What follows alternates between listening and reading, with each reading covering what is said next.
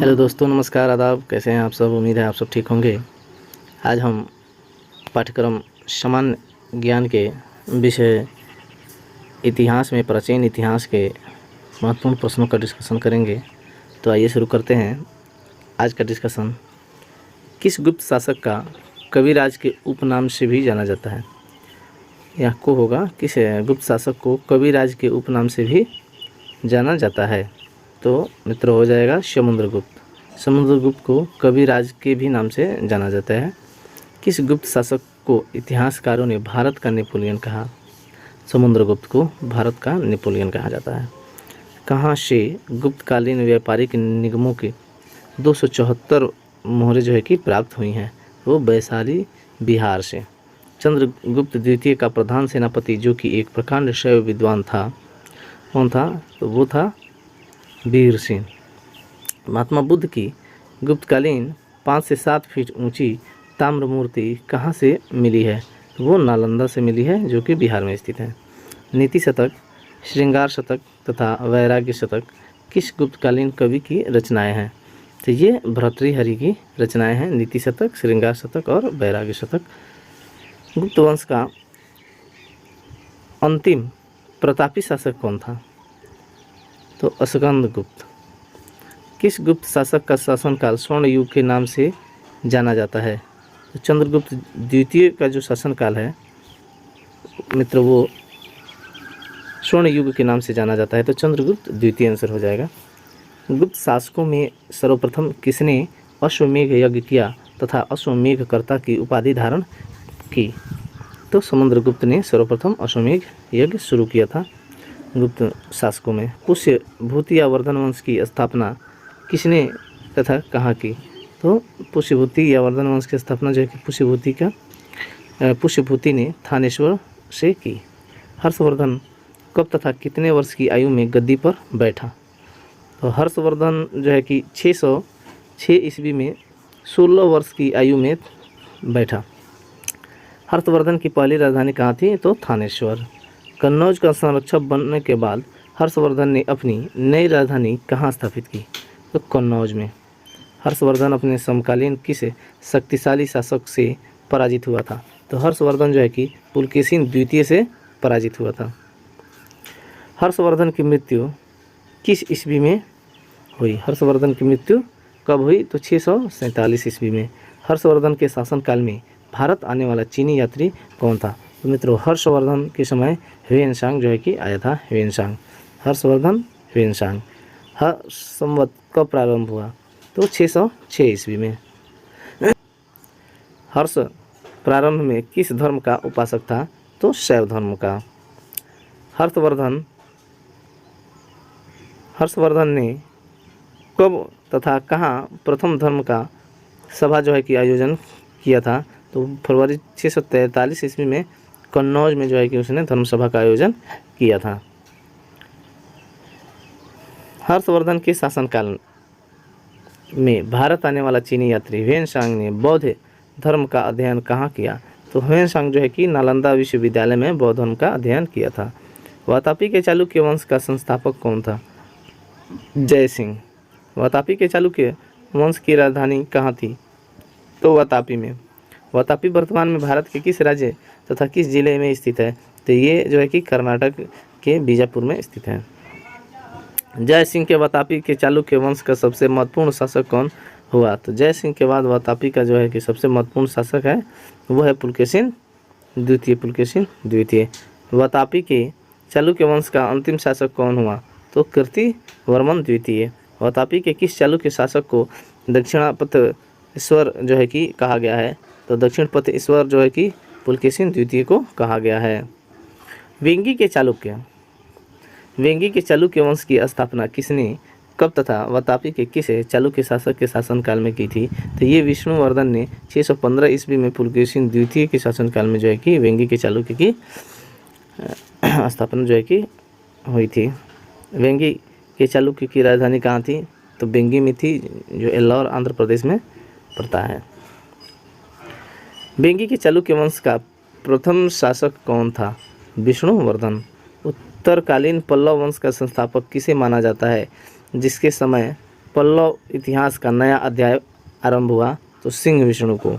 पल्लव शासक सिंह विष्णु किस धर्म का अनुयायी था? तो वैष्णव धर्म का। कांची के पल्लव नरेश किस धर्म के अनुयायी थे? तो वैष्णव धर्म के। सूर्य मंदिर का निर्माण किस पल्लव शासक ने कराया था? तो नरसिंह वर्मन द्वितीय ने सूर्य मंदिर का निर्माण कराया था। कांची के मुक्तेश्वर मंदिर का निर्माण किस पल्लव शासक ने कराया था? तो नंदीवर्मन द्वितीय। पल्लवों ने मुख्य रूप से किस भाषा के साहित्य को प्रोत्साहन दिया? तो संस्कृत भाषा के। महेंद्र वर्मन प्रथम के संगीत गुरु कौन थे? तो रुद्राचार्य। इनके संगीत गुरु थे रुद्राचार्य। राष्ट्रकूटों की राजधानी कहाँ थी? मान्यखेत, महाराष्ट्र में। राष्ट्रकूट वंश की स्थापना किसने तथा किसे परास्त कर दी थी? तो दंती दुर्ग जो है कि परास्त करके कीर्तिवर्मन द्वितीय ने। राष्ट्रकूटों की धार्मिक सहिष्णुता का प्रतीक है एलोरा का गुफा मंदिर। एलोरा के कुल 34 गुफाओं का संबंध किन धर्मों से है? तो एलोरा के कुल 34 गुफाओं का जो संबंध है वो हिंदू, बौद्ध और जैन धर्म से है। एलोरा में कुल 34 गुफाओं में अधिकांश का संबंध किस धर्म से है? तो अधिकांश का संबंध जो है कि हिंदू धर्म से है। एलोरा में स्थित राष्ट्रकूटकालीन मंदिर जो 2 मंजिला ब्राह्मण मंदिर का एकमात्र उदाहरण है तो वो है दशावतार मंदिर। एलोरा के दशावतार मंदिर तथा रावण का खाई मंदिर का निर्माण किसने करवाया था? तो दंती दुर्ग ने। याद रखेंगे मित्रों, दंती दुर्ग द्वारा जो है कि उसका निर्माण कराया गया था। राष्ट्रकूट वंश का सबसे शक्तिशाली शासक जिसका शासन काल राष्ट्रकूट शक्ति का चरमोत्कर्ष पर माना जाता है वो है गोविंद द्वितीय। राष्ट्रकूट वंश का अंतिम शासक कौन था? जो है कर्क द्वितीय। किसने अंतिम राष्ट्रकूट शासक कर्क द्वितीय को अपदस्थ कर कल्याणी के चालुक्य वंश की स्थापना की? तो कल्याणी के चालुक्य वंश की स्थापना तैलभ द्वितीय ने की थी कर्क द्वितीय को अपदस्थ करके। कल्याण या कल्याणी वर्तमान में कहाँ स्थित है? यह है बीदर में जो है कि कर्नाटक में स्थित है। बीदर कर्नाटक में जो है कि स्थित है। कल्याणी के चालुक्य वंश का सर्वाधिक प्रसिद्ध राजा कौन था? तो विक्रमादित्य षष्ठम। विक्रमादित्य षष्ठम का जो है कि जीवन चरित्र के रचयिता कौन है? तो विक्रमांकदेव चरित्र के रचयिता विल्हण है। विक्रमादेव चरित्र के रचयिता कौन है? विल्हण। किस विद्वान ने याज्ञवल्क्य स्मृति पर मिताक्षरा जो कि एक हिंदू परिवार संहिता है नाम से टीका लिखी थी? तो ये मिताक्षरा जो है कि वो विज्ञानेश्वर ने लिखा था। विल्हण एवं विज्ञानेश्वर, ध्यान देंगे, विल्हण एवं विज्ञानेश्वर किस चालुक्य शासक के दरबार में रहते थे? तो ये विक्रमादित्य षष्ठम के दरबार में रहते थे। कल्याणी के चालुक्य वंश का अंतिम शासक कौन था? तो सोमेश्वर चतुर्थ। तंजौर को जीतने के उपलक्ष्य में विजयालय ने कौन सी उपाधि धारण की थी? तो नरकेसरी की उपाधि जो है कि उसने धारण की थी।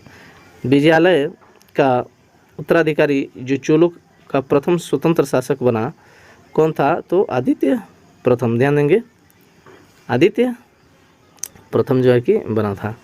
राजेंद्र प्रथम किसका उपासक था? तो वो शिव का उपासक था। राजेंद्र प्रथम का उत्तराधिकारी कौन हुआ? तो राजधिराज प्रथम। एकमात्र चोल शासक जिसने अश्वमेघ यज्ञ किया तो राजाधिराज प्रथम, जिसे राजराज प्रथम जो है कि कहा गया।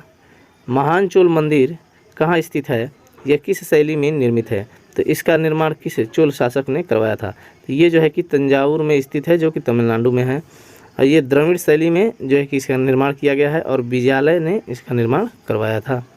विजयालय जो है वो चोल वंश का संस्थापक भी था। आगे देखेंगे, किस राजवंश के शासनकाल में द्रविड़ स्थापत्य कला शैली जो है कि अपने विकास के चरमोत्कर्ष पर पहुंची थी? तो ये जो है कि चोलों के शासनकाल में, चोल शासनकाल आंसर हो जाएगा। चोल मंदिरों की मुख्य विशेषता क्या थी? तो विशाल जो है कि शिखर होता था इनके मंदिर में, जो द्रविड़ शैली की मंदिर होती थी। चोलकालीन मंदिरों के शिखर किस आकार के होते थे? तो ये पिरामिड आकार के होते थे। तंजौर के राजराजेश्वर या बृहदेश्वर मंदिर का निर्माण किस चोल शासक ने करवाया था? तो राजाराम प्रथम ने। राजराज प्रथम होगा मित्रों, यहाँ राजराज प्रथम ने। किस मंदिर के विमान गृह के गर्भगृह के ऊपर बहुमंजिला जो मीनार होता है वो विमान को भारतीय वास्तुकला का निष्कर्ष माना जाता है। तो तंजौर का राजराजेश्वर मंदिर के जो गर्भगृह के ऊपर बहुमंजिला एक मीनार बनता है, अपने यहाँ जो द्रविड़ शैली है, द्रविड़ शैली के जो शीर्ष है ऐसे रहते हैं